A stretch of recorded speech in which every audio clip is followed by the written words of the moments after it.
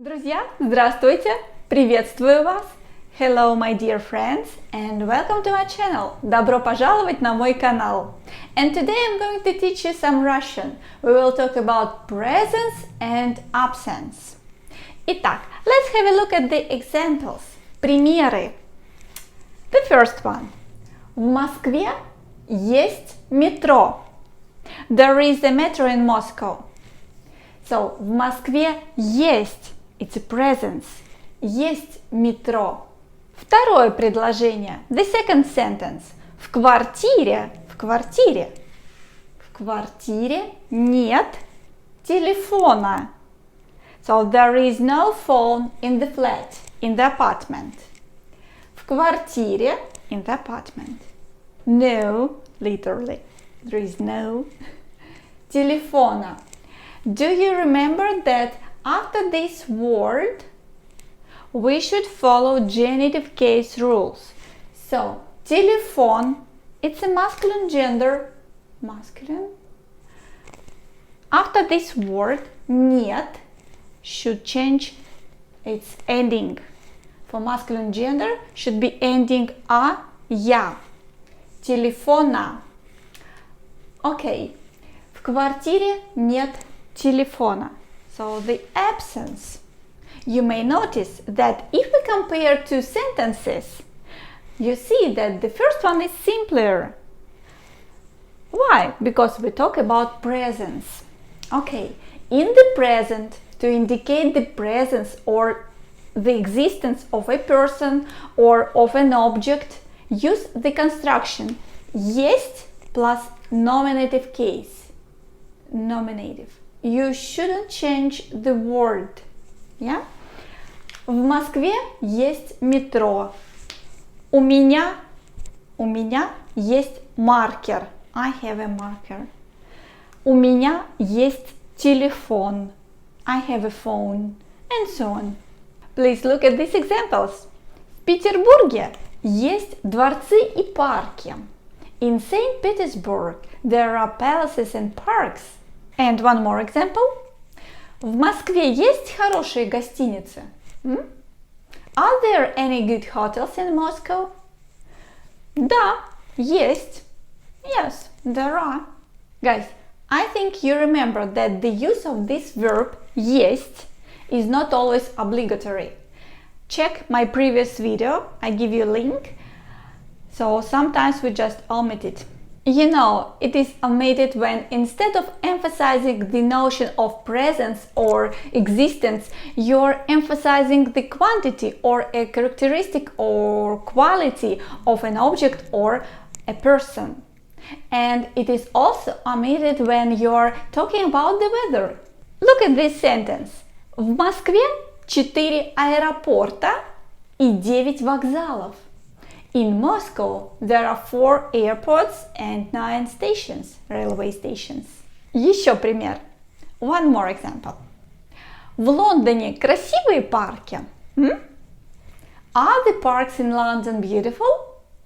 Да, красивые. Yes, they are beautiful. Next sentence. Сегодня в Москве дождь. It is raining in Moscow today. Guys, you see, in all these sentences, we don't use the verb есть. And now, let's talk about the past. In the past, use the construction был, была, были plus nominative case. So, the verb есть in the past tense был for masculine gender, была for feminine, были for plural, we change ending, don't forget it. Или было for neuter, impersonal constructions. Итак, был, была, были plus nominative case of the noun, of this object or a person. Итак, in the past tense, use this construction. Был, была, были, one of these verbs, plus nominative case. Okay, let's have a look at the examples. Раньше здесь был английский клуб. Клуб is masculine gender, so we use the verb был. Раньше здесь был английский клуб. The English club was here before. Следующее предложение. Next sentence. В 19 веке здесь были великолепные сады. In the 19th century there were some wonderful gardens here. Okay, были, да? You see the verb были. Why we use this plural form? Были. Because we talk about сады. Сад in the singular form, сады in the plural form. Сады были. You may ask, what about future tense, right? Okay, it's simple. We just use in the future tense this construction. Будет, the verb будет. Okay. Or будут for plural. Будут. Ending ut. And then plus nominative case. That's it. Хорошо. Посмотрите на эти примеры. Look at these examples. В Москве скоро будет новый аквапарк. В Москве скоро будет новый аквапарк. Аквапарк is masculine singular, right?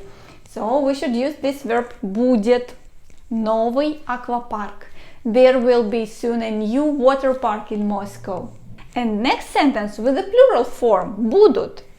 В новом районе будут школы, магазины и рестораны.